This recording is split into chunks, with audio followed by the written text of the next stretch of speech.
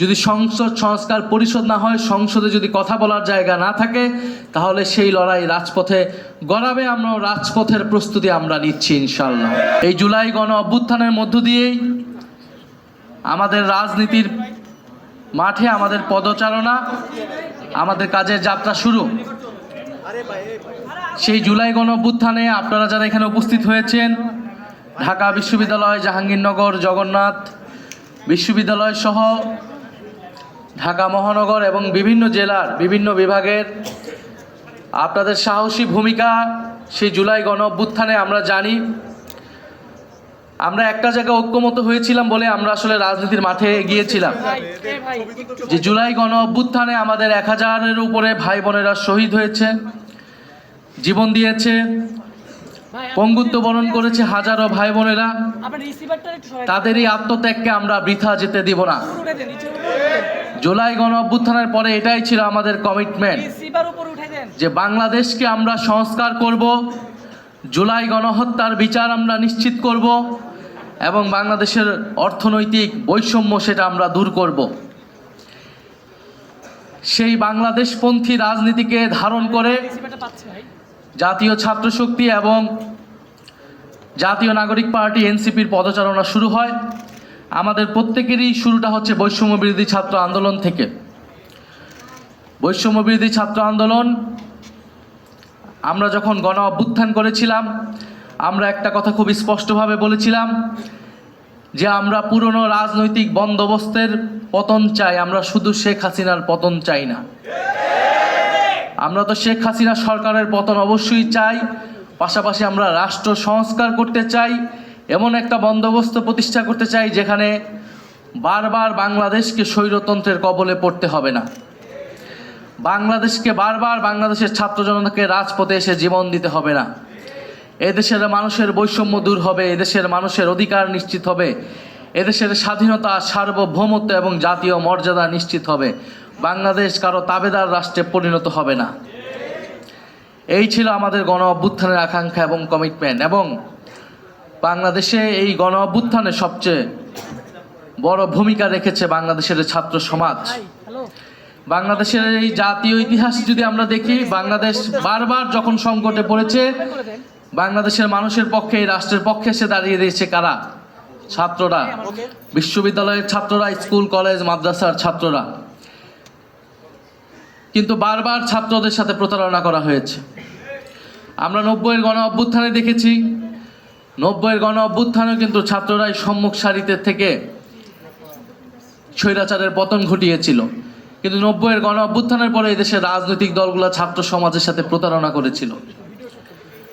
আমরা একই জিনিস দেখতে পাচ্ছি 24-এর গণ অভ্যুত্থানেও। 24-এর গণ অভ্যুত্থান করেছে ছাত্ররা, জীবন দিয়েছে সাধারণ মানুষ, কিন্তু তার ফল ভোগ করছে এখন নানান রাজনৈতিক শক্তিরা। এবং আমরা দেখছি যে বাংলাদেশে আমাদের যে দাবিগুলো ছিল, সংস্কার, বিচার, অর্থনৈতিক লুটপাটের বিচার, ফ্যাসিবাদ এবং আধিপত্যবাদের কবর রচনা করা, সেই সব কিছুকে তোয়াক্কা না করে যারা সরকার দলে রয়েছে তারা জনগণের বিরুদ্ধে আবার অবস্থান নেওয়ার চেষ্টা করছে। যেদিন শপথ নেওয়া হলো, শপথের প্রথম দিনই আমরা দেখলাম তারা শপথ গ্রহণ করলেন না। সংস্কার পরিষদের সদস্য হিসেবে তারা শপথ গ্রহণ না করে গণভোটে গণরায়ের বিরুদ্ধে অবস্থান নিল। যেখানে এই নির্বাচন হয়েছে, গণভোট হয়েছে, গণভোটের যে আদেশ, সে আদেশে স্পষ্টভাবে বলা আছে একই দিনে শপথ নিতে হবে। কিন্তু তারা আওয়ামী লীগের মতোই সংবিধানের দোহাই দিয়ে এই সংস্কার পরিষদের শপথ নেওয়া থেকে বিরত থেকেছে। যদি সংস্কার পরিষদের সদস্য হিসেবে তারা শপথ না নেয়, তাহলে এই জাতীয় সংসদের আসলে এক আনা মূল্যও নাই। কারণ বাংলাদেশের মানুষ আমাদেরকে ভোট দিয়েছে, গণভোটে হায়ের পক্ষে ভোট দিয়েছে সংস্কারের জন্য। এটা শুধু জাতীয় সংসদ হওয়ার জন্য নির্বাচন হয় নাই, এই নির্বাচন হয়েছিল সংস্কার পরিষদ হিসেবে এটাকে কার্যকর করার জন্য। আমরা দ্বিতীয়ত দেখতে পাচ্ছি তারা বিচার প্রক্রিয়ায় হস্তক্ষেপ করলো। তারা কোনো কারণ ছাড়াই, কোনো অভিযোগ ছাড়াই ট্রাইব্যুনালের যিনি প্রসিকিউটর ছিলেন, চিফ প্রসিকিউটর, তাকে সরিয়ে দিলেন। এবং বিচারে নানা ধরনের হস্তক্ষেপের কথা আমরা শুনতে পাচ্ছি। যারা ভিকটিম ছিল, যারা সাক্ষ্য দিয়েছে নিজে উৎসাহ থেকে, তাদেরকে নানাভাবে চাপ প্রয়োগ করা হচ্ছে এবং তারা নানান হুমকির মুখে আছে। ফলে আমরা খুবই সন্দিহান যে বিচার প্রক্রিয়াও সুষ্ঠুভাবে এই সরকারের আমলে হবে কিনা সেটা নিয়ে আমাদের মনে, জনগণের মনে সন্দেহ তৈরি হয়েছে। তৃতীয়ত আমরা দেখছি, আপনারা দেখেছেন যে বাংলাদেশ ব্যাংকের গভর্নরকে কিভাবে নির্লজ্জভাবে মব তৈরি করে অগণতান্ত্রিকভাবে বাংলাদেশ ব্যাংক থেকে সরিয়ে দিয়ে একজন ঋণখেলাপি একজন ব্যবসায়ীকে বাংলাদেশ ব্যাংকের গভর্নর হিসেবে নির্লজ্জভাবে বসানো হয়েছে। বাংলাদেশে বিগত সময়ে প্রায় 30 লাখ কোটি টাকা লুটপাট করা হয়েছে, বিদেশে পাচার করা হয়েছে। এই গণ অভ্যুত্থানের পরে অন্তর্বর্তী সরকার নানান ব্যর্থতা এবং সীমাবদ্ধতা সহ এই অন্তর্বর্তী সরকারের গভর্নর চেষ্টা করে যাচ্ছিল সেই লুটপাটের টাকাগুলোকে ফেরত আনার, এবং এই লুটপাটের টাকার সাথে যারা জড়িত, এই লুটপাটের সাথে আওয়ামী লীগের ফ্যাসিস্টদের সাথে বিচারের আওতায় আনা। কিন্তু আমরা দেখছি সেই বিচার প্রক্রিয়াকে ভণ্ডুল করতে, ঋণখেলাপিদেরকে আরও সুযোগ সুবিধা করে দিতে, আর্থিক লুটপাটের পথকে প্রশস্ত করতে বাংলাদেশ কেন্দ্রীয় ব্যাংককে দখলের একটা নির্লজ্জ চেষ্টা করলো সরকার দল। অথচ তারা এর আগে বলেছে তারা যখন সরকারে ছিল তারা কখনোই রাজনৈতিক বিবেচনায় বাংলাদেশ ব্যাংকে গভর্নর বসায়নি। ফলে যারা নির্বাচনের আগে একরকম কথা বলেছে, নির্বাচনের পরে একরকম কথা বলেছে। আমরা নির্বাচনের আগেই জনগণকে এই বিষয়ে সতর্ক করেছি। আমরা জানি জনগণ তাদের বিপক্ষেই ভোট দিয়েছিল। নানান ইঞ্জিনিয়ারিং করে তারা ফলাফলটাকে নিজেদের পক্ষে নিতে সক্ষম হয়েছে।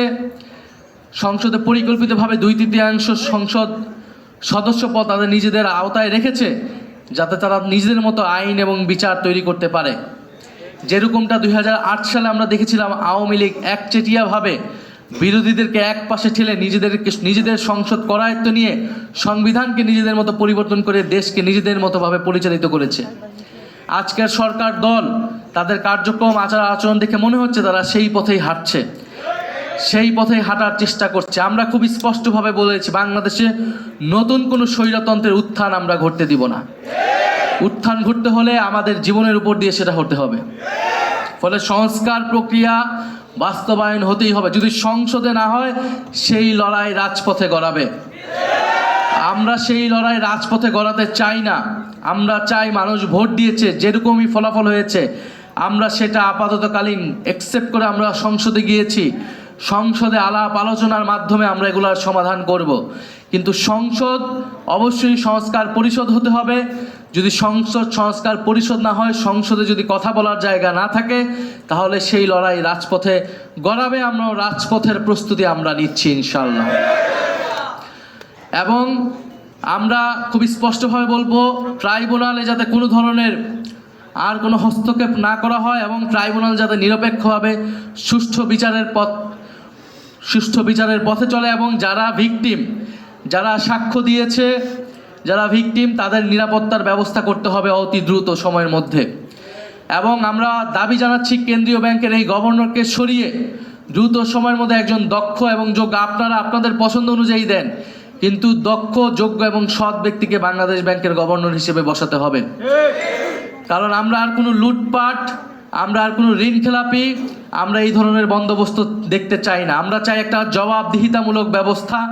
কেউই জবাবদিহিতার আওতায় আনবে না। কিন্তু বাংলাদেশের যে অর্থনৈতিক ব্যবস্থা এখন, যে ঋণখেলাপি যদি বাংলাদেশ ব্যাংক এইভাবে পরিচালিত হয়, বাংলাদেশ ব্যাংক যদি কোনো ধরনের জবাবদিহিতা ছাড়া দলীয় হস্তক্ষেপের মাধ্যমে পরিচালিত হয়, ব্যবসায়ীদের, ঋণখেলাপিদের স্বার্থ সেখানে রক্ষা করা হয়, তাহলে বাংলাদেশ যে অর্থনীতি, সেই অর্থনীতির পরিবর্তন হবে না। বাংলাদেশ আরও খারাপ দিকে যাবে এবং জনগণ রাস্তায় নেমে আসতে বাধ্য হবে। ফলে আমরা চাই বাংলাদেশ একটি সামনের দিকে আগাবে। বাংলাদেশে রমজান মাস, দ্রব্যমূল্যের ঊর্ধ্বগতি হচ্ছে। নতুন সরকার হিসেবে আমরা এখনও ছাড় দিয়ে যাচ্ছি, আমরা এই বিষয়ে কড়া অবস্থান নিচ্ছি না।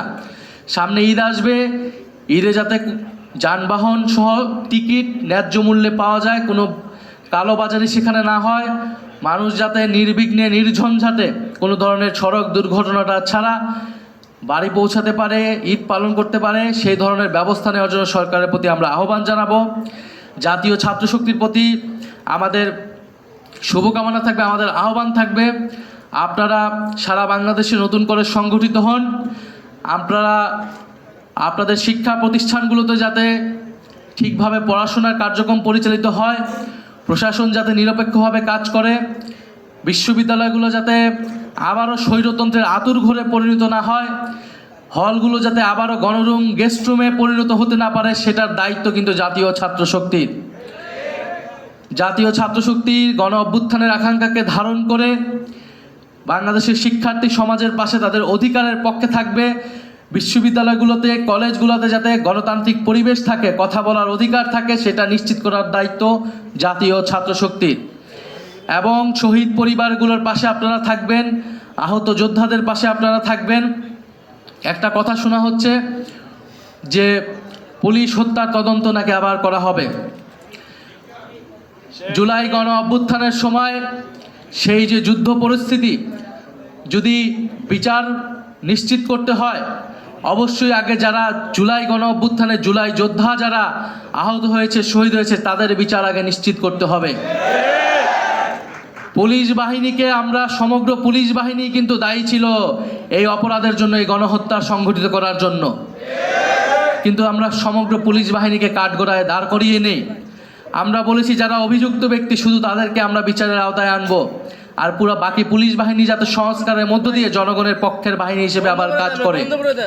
ফলে এই মীমাংসিত বিষয় নিয়ে যদি আবার বিতর্ক তৈরি করা হয়, তাহলে জনগণ বাধ্য হবে রাজপথে নামতে।